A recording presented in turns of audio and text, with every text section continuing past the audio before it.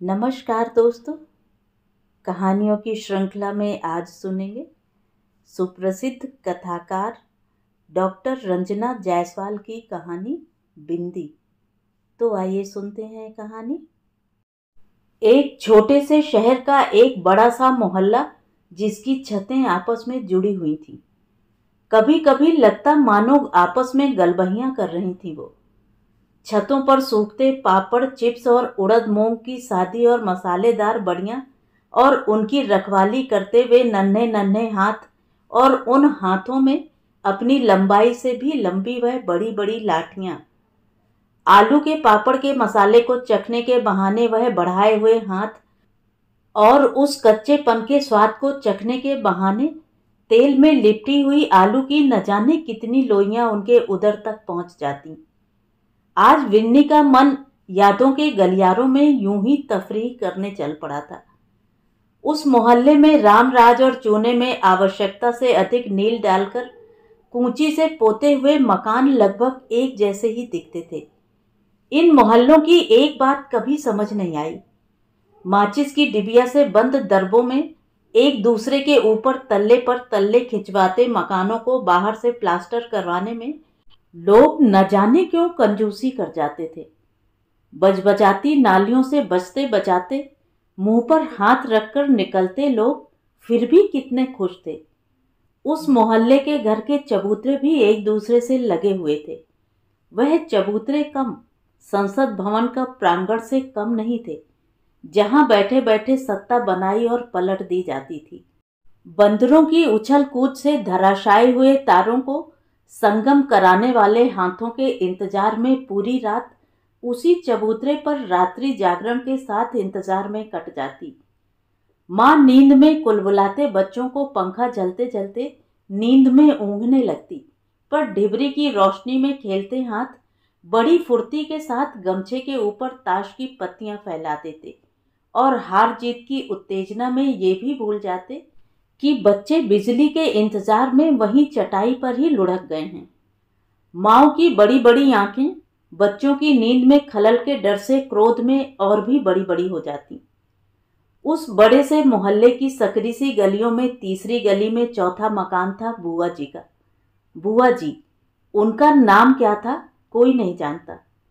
सच पूछो तो किसी को जरूरत भी नहीं थी। किसी भी उम्र का आदमी हो, सब उन्हें बुआ जी ही तो कहते थे। जब से होश संभाला था तब से उन्हें बस हंसते मुस्कुराते ही देखा था। लंबी गोरी छरहरी सी बुआ जी, जिनके तांबई रंग में हर रंग का वस्त्र घुल मिल जाता, मानो वह रंग उन्हीं के लिए बना हो। उस वक्त ये समझना मुश्किल था कि घर किसका है और बच्चे किस घर के। बिन्नी भी तो दिन भर बुआ जी के घर पर ही पड़ी रहती। बुआ जी काका और काकी की इकलौती संतान थी। सुघड़ तो इतनी कि पूछो मत। उन दिनों लड़कियों का पढ़ाई का चलन कम ही था, पर काका ने उनकी पढ़ाई में कोई कसर न छोड़ी थी। घर पर ही गुरुजी आकर हिंदी, अंग्रेजी और संस्कृत की शिक्षा देते थे। छोरी को इतना न पढ़ाओ वरना ब्याह में दिक्कत आएगी। नन्ही सी विन्नी को समझ नहीं आता कि बुआ जी की पढ़ाई से उनका ब्याह का क्या रिश्ता। बुआ जी का वह गुदगुदा सा शरीर, गालों पर पड़ते गड्ढे विन्नी को हमेशा आकर्षित करते। अपनी बड़ी बड़ी कजरारी आंखों को वह न जाने क्यों और कजरारी बनाने में लगी रहती थी। अपनी लंबी लंबी सधी उंगलियों में चांदी की शलाकों को पकड़े जब वह आंखों के पास ले जाती तो नन्ही विन्नी डर जाती, कहीं उनकी आंखें घायल न हो जाएं। एक दिन नन्ही विन्नी ने उनकी उस शलाका से काजल निकालकर अपने माथे पर बिंदी लगा ली। विन्नी, पागल है क्या? ये क्या कर रही है? नन्ही विन्नी सहम कर सिकुड़ गई। डर से उसके हाथ से शलाका गिर गई। वो मैं। बुआ जी ने विन्नी के गालों को प्यार से थपथपाया और उसको गोदी में बिठा लिया। विन्नी, काले रंग की बिंदी नहीं लगाते, अशुभ होता है। अशुभ? पर माँ भी तो मेरे छोटे भाई को लगाती है। बुआ जी के चेहरे पर एक मासूम मुस्कान बिखर गई। वो बिंदी नहीं, नजर का टीका होता है, दुनिया की बुरी नजर से बचाने के लिए। पर लगाते तो उसको भी माथे पर ही हैं। बुआ जी के पास बिन्नी के सवालों का कोई जवाब नहीं था। बिन्नी के सवाल खत्म नहीं हो रहे थे, पर बिन्नी गलत तो नहीं कह रही थी। बिन्नी का बिंदी के प्रति प्रेम कभी खत्म नहीं हुआ। बुआ जी काका काकी का इकलौता सहारा थी।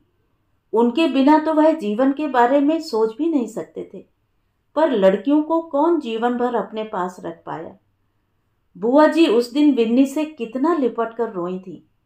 विन्नी आश्चर्य से बुआ जी को देख रही थी। लाल साड़ी, मांग में लाल सिंदूर और माथे पर वही विन्नी की चहेती बिंदिया चमक रही। सच कहूं तो विन्नी का मुंह चिढ़ा रही थी। विन्नी मुंह फुलाकर बैठी थी। बुआ को नए नए कपड़े, गहने और बक्सा भरकर सामान मिला और वह तब भी रो रही थी। काश उसे भी ऐसे सामान मिलता तो वह खुशी से नाच उठती। न जाने कितनी रातों तक बिन्नी की आंखों के सामने बुआ जी की वह सिंदूरी गोल गोल बिंदी घूमती रही। हाय, बुआ कितनी सुंदर लग रही थी। ससुराल वाले बुआ जी को विदा करने को तैयार नहीं हो रहे थे। काका से बिटिया का बिछोह झेला नहीं जा रहा था।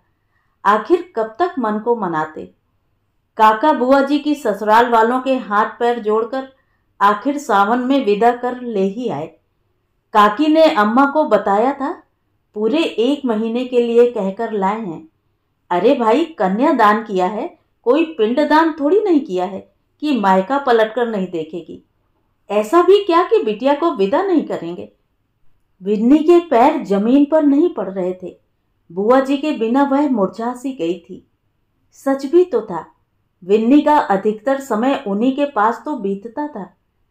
काकी ने विन्नी के माथे को चूमते हुए कहा था, आ रही है तेरी बुआ, अब मन भर के रहना उनके साथ। एक दिन तुम भी ऐसे ही किसी के घर चली जाओगी, तब पूछूंगी कि बुआ के बिना मन कैसे लगेगा।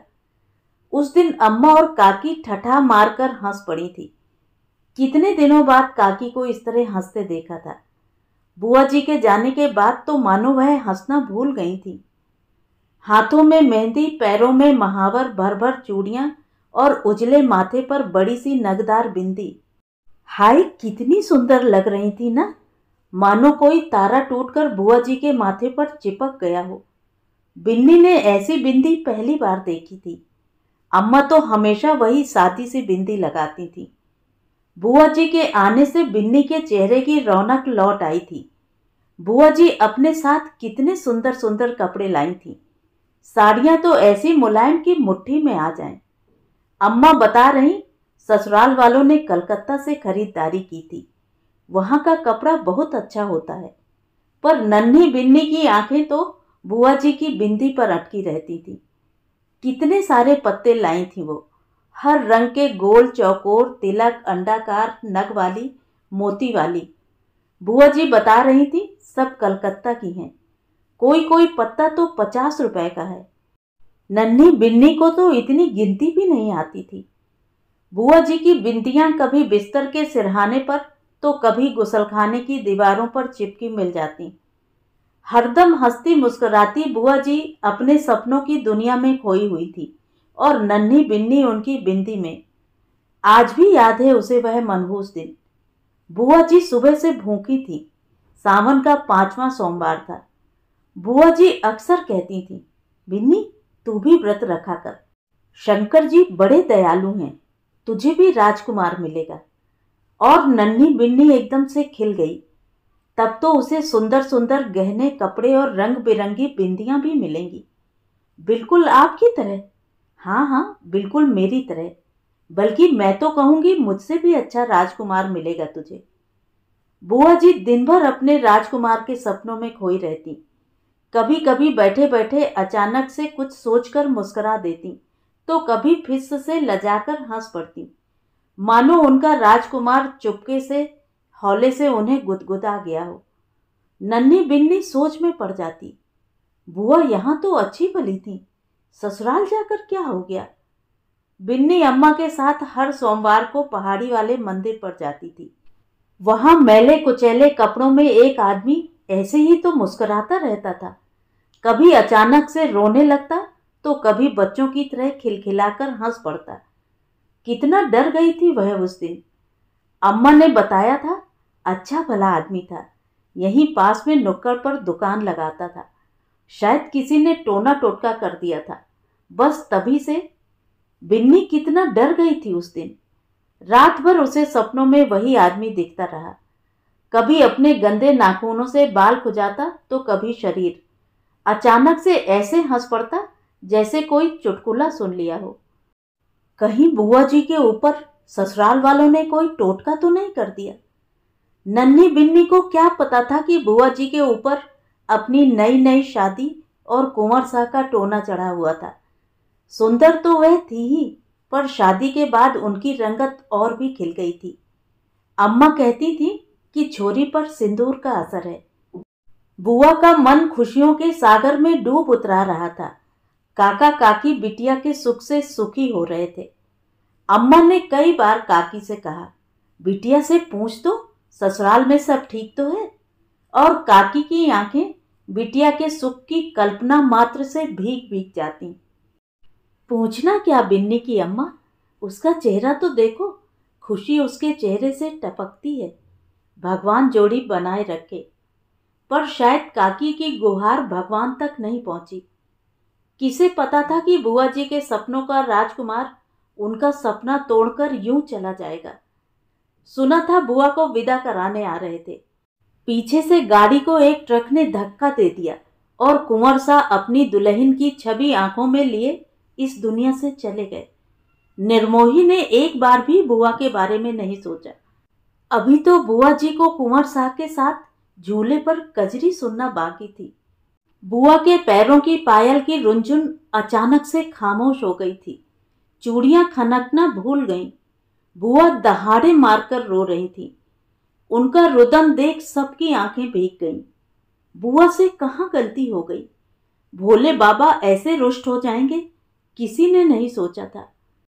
बुआ रोते कलपते ससुराल पहुंची और उल्टे पांव मायके लौट भी आईं। बुआ की मांग का सिंदूर कुंवर साहब के अंतिम स्नान के साथ चला गया था। पहले सावन में भर भर हाथ पहनी हरे कांच की चूड़ियां जमीन पर पटक पटक कर तोड़ दी गई थी। निर्मोही हाथों ने एक एक श्रृंगार, एक एक सुहाग की निशानी नोच नोच कर बुआ के शरीर से अलग कर दी थी। हमेशा गहरे चटक रंग के कपड़े पहनने वाली बुआ के तन पर सफेद साड़ी लपेट दी गई। उन्हें इस रूप में देख एक पल को ऐसा लगा मानो सफेद रंग भी लज्जित होकर मुंह छिपाए उनके गोरे तन में कहीं घुल मिल गया था। जिस ससुराल ने हाथ बढ़ाकर बुआ का स्वागत किया था, कुंवर साहब के जाने से अचानक से निर्मोही हो गया था। जब बेटा ही नहीं रहा तो बहू किस काम की? यही तो कहा था ससुराल वालों ने। बुआ की सिंदूरी बिंदी न जाने किस सागर में डूब गई, कभी भी न निकलने के लिए। नन्ही बिन्नी बुआ का सूना माथा देखकर डर गई थी। बिन्नी ने कभी नहीं सोचा था कि न जाने कितनी ही रातों और सपनों में बिन्नी ने जिन बिंदियों की कल्पना की थी वह इस तरह नोचकर फेंक दी जाएगी। कुंवर साहब जो बुआ की जिंदगी थे वह हाथ छुड़ाकर इस दुनिया से चले गए थे। दिन बीतते रहे, बुआ के आंसू सूख से गए थे। बुआ ने अपने आप को कमरे में बंद कर लिया था। जिस ससुराल में राजरानी की तरह स्वागत हुआ था वहां से ऐसे दुत्कार दी जाएंगी, ये बात उन्हें जीने नहीं दे रही थी। अम्मा बुआ और काकी का दर्द अच्छी तरह समझ रही थी। काकी तो फिर भी अम्मा के सामने रोकर जी हल्का कर लेती, पर बुआ तो पत्थर हो गई थी। वो घंटों छत की तरफ देखती रहती। बुआ की चुप्पी ने मासूम बिन्नी को भी झकझोर कर रख दिया था। बुआ बिस्तर के सिरहाने पर चिपकी अपनी बिंदियों को घूरती रहती। क्या किसी ने सोचा था इन बिंदियों की उम्र इतनी कम होगी? काकी से बुआ का दुख देखा नहीं जा रहा था। एक दिन कलेजे पर पत्थर रखकर काकी ने उनके बिस्तर और गुसल खाने की दीवारों से सारी बिंदियां निकालकर फेंक दी। बुआ तड़प कर रह गईं। हफ्तों से जमा दर्द आंखों की सीमा रेखा को तोड़कर भरभरा कर निकल आया। बुआ घंटों रोती रहीं। उनके सिसकने की आवाज बाहर तक आ रही थी। उस दिन घर में चूल्हा नहीं जला, क्योंकि अंदर जो आग जल रही थी आज उसको बुझाना सबके लिए भारी हो रहा था। काकी ने बुआ को चुप कराने का प्रयास नहीं किया। समय तेजी से बदल रहा था, पर बुआ के लिए वक्त कहीं ठहर सा गया था। काकी ने ग्रह शांति के लिए पूजा रखवाई थी। बुआ मुस्कुरा रही थी। जीवन में हलचल मचा देने वाली परिस्थितियों को आखिर कौन सी पूजा शांति प्रदान कर सकती है। बुआ दीवार का सहारा लिए एक कोने में चुपचाप बैठी थी। नन्ही बिन्नी दौड़ दौड़कर सबको प्रसाद बांट रही थी। अम्मा ने उठकर भगवान के चरणों में चढ़े चंदन का टीका बुआ के माथे पर लगा दिया। नन्ही बिन्नी बहुत खुश हुई। बुआ के माथे पर चंदन का टीका सज रहा था, पर बिन्नी नहीं जानती थी कि बिंदी के हर रंग के साथ बुआ के जीवन का रंग अब कितना बदल चुका था। तो ये थी कहानी। कहानी आपको कैसी लगी कमेंट करके ज़रूर बताएं। और अगर मेरे द्वारा सुनाई हुई कहानियाँ आपको अच्छी लगती हैं और आप मेरे चैनल पर पहली बार आए हैं तो चैनल को सब्सक्राइब ज़रूर करें, लाइक करें और अपने दोस्तों और परिचितों में शेयर भी करें। बेल आइकन दबाना बिल्कुल भी ना भूलें। धन्यवाद।